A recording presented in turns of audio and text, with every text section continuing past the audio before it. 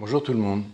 Aujourd'hui nous sommes le 7 mars 2023 et comme vous pouvez le voir en premier plan, eh bien les plantules de tomates ont vraiment bien poussé et là il est plus que temps de les repiquer. Donc le repiquage va être réalisé dans des godets de 7. Moi je trouve que c'est suffisant, ça me permet d'en mettre pas mal dans ma petite box en fait qui me sert de serre pour les semis. Oui, j'ai eu un petit plantage au niveau de la vidéo, j'avais oublié de démarrer la deuxième séquence, donc j'ai commencé grâce à une cuillère à déloger en fait les plantules. Voilà, donc je les mets de côté. Ce que je vais faire, c'est que je vais décaler la terrine. Je vais mettre les plantules ici. Alors je suis obligé de filmer en intérieur parce que dehors il pleut. Alors j'aurais pu me mettre sous la pergola qui est bâchée, mais par contre on entend trop le bruit de la pluie.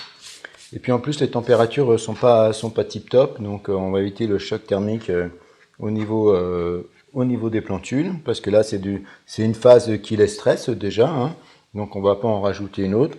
Ici j'ai mon terreau qui est préparé, qui est dans une bassine, donc terreau spécifique, spécial semis, donc rempotage, donc très bien drainé, souple. J'ai mes petits godets qui sont prêts. Pour ceux qui découvrent la chaîne, eh bien ce terreau, je l'achète pour à peu près 3 euros, 3,50 €, ça dépend des promos, chez Brico Leclerc. Voilà, donc il est vraiment très bien. C'est des sacs de 20 litres. Il m'en faut 10 au moins, je vais partir là-dessus. Parce que s'il y a des échecs dans la culture, je suis sûr qu'avec 10, là, par rapport à mes besoins, ce sera largement suffisant. Donc les premiers plants que j'ai pris, c'est les plants de tomates Paola. Donc tomate Paola, c'est une F1 et c'est une variété précoce. Pour mémoire, j'ai donc que 4 variétés de tomates. J'ai de la Paola, donc j'ai de l'Aroma, j'ai de la Noire de Crimée et j'ai de la Cœur de Bœuf. Donc en fait 8, 9, 10, 11. J'en ai 11. Donc je vais en garder 10. Alors comme ceci, là, je fais une petite sélection. Là, je regarde, celui-ci c'est le plus petit. Donc voilà, celui-ci je vais le mettre de côté, je ne le prendrai pas. Normalement avec 10, là je couvre largement mes besoins déjà.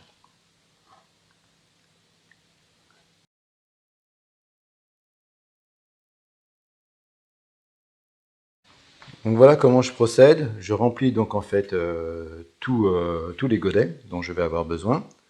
Je tasse pas à cette étape. Je prends mon doigt, j'enfonce le doigt pour faire un trou jusqu'au fond.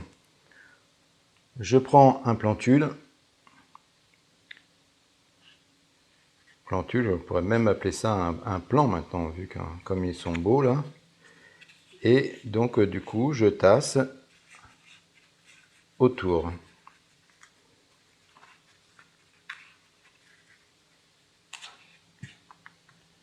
Voilà, je ramène un peu de terre.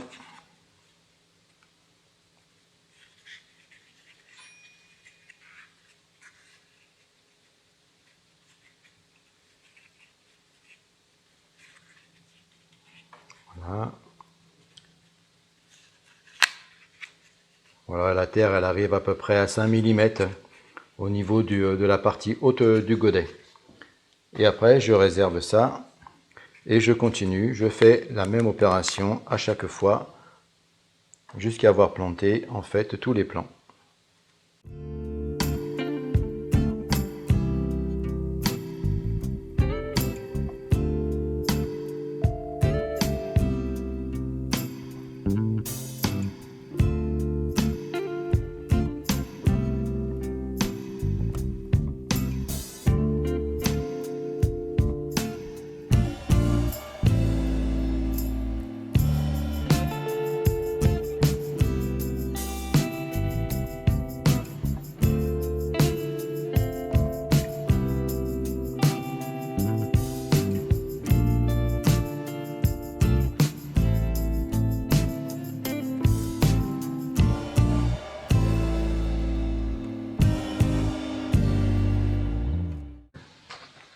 voici maintenant ce que ça donne. Et une fois que j'ai fait ça, je viens y mettre mes petites étiquettes pour bien identifier le godet avec les petits bâtonnets de glace.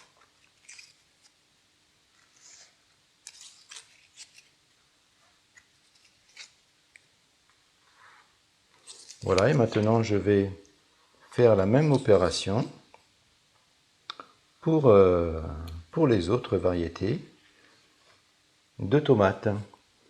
Et je vous montre ça une fois que tout est terminé et que j'aurai installé tout ça dans la box. Et là, bien sûr, il faut arroser. Mais je vais tout arroser en fait en même temps. Alors, arrosage technique. Toujours, moi, petit biberon là, donc de cycliste, les petits bidons. Un premier arrosage comme ça sur le dessus. Voilà. Et après, si on veut, on peut compléter avec un arrosage donc, qu'on effectue directement dans la terrine.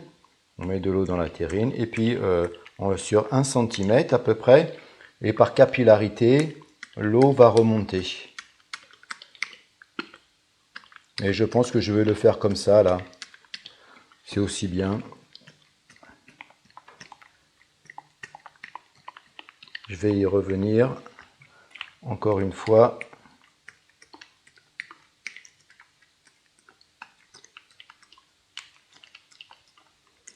Il ne faut pas oublier que j'ai descendu les racines tout en bas du pot, donc il faut quand même que l'eau arrive en bas.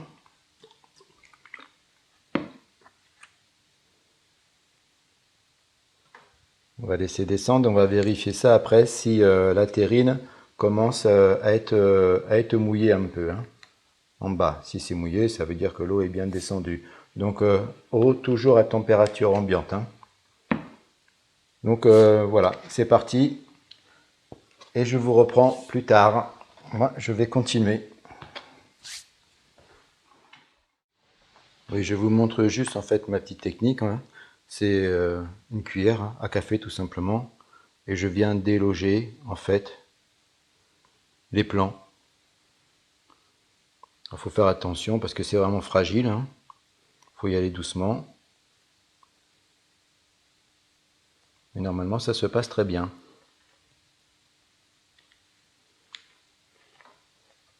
Si on coupe un tout petit peu de racines, c'est pas bien grave non plus.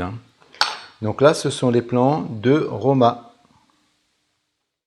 Donc je reviens sur la petite séquence parce que finalement mes plants de Roma sont relativement hauts en fait et donc les godets n'est pas suffisamment haut. Donc du coup, j'applique une technique que l'on fait quand on plante en pleine terre, c'est que je viens incliner un petit peu comme ceci le plant dans le pot. Donc pour ce faire, eh bien, il faut que je enlève la terre que j'avais mis précédemment. Je présente comme ceci, à peu près dans un angle. Là, je suis sûr que les racines touchent le fond. Je tiens la tige du plant et je viens en fait remplir le godet de cette façon. Ce qui me permet en fait du coup de mettre vraiment les racines au fond et de planter un maximum de tiges. Et comme ceci, la tige, elle va faire donc de nouvelles racines le long en fait de toute la tige en partant des racines jusqu'aux premières petites feuilles.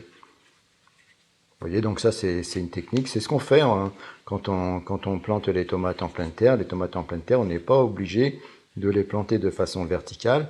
On peut les planter horizontalement, légèrement inclinées, pour favoriser en fait la multiplication des racines le long de la tige. Et ainsi, la plante, elle pourra aller chercher plus facilement de l'humidité et aussi des nutriments, parce qu'elle aura donc beaucoup plus de racines.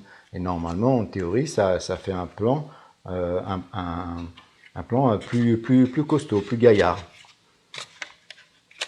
Voilà, allez, je continue.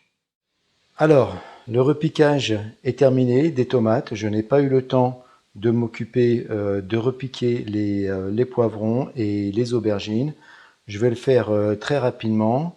sur les prochains jours qui arrivent. Et pour l'instant, ça cohabite avec les melons qui sont dans le fond. Alors il y a toujours un tapis chauffant par contre au niveau des melons, alors ce qui fait que les aubergines vont profiter aussi un peu.